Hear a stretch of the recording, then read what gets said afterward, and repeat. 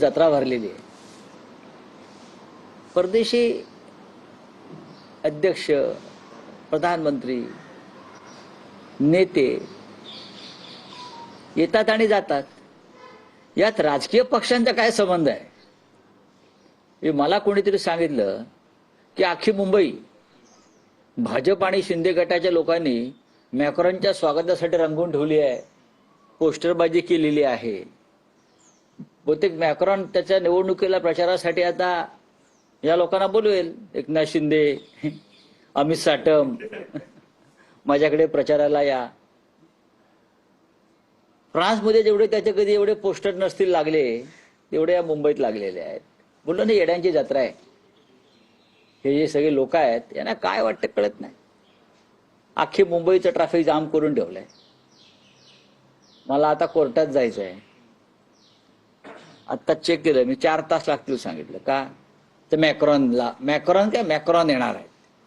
Macron येतात ना. यापूर्वी का परदेशी पाहुणे आले नाहीत का या मुंबईमध्ये, या देशामध्ये? पण मॅक्रॉनपेक्षा हा प्रधानमंत्री मोदींचा शो असेल. ते आता गाड्यातून दाखवणार, see mister Macron, your all photos, my party has done this. बोला ना, येड्यांची जत्रा आहे.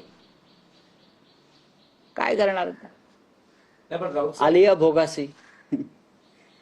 शेवटी या देशात राहायचं आहे.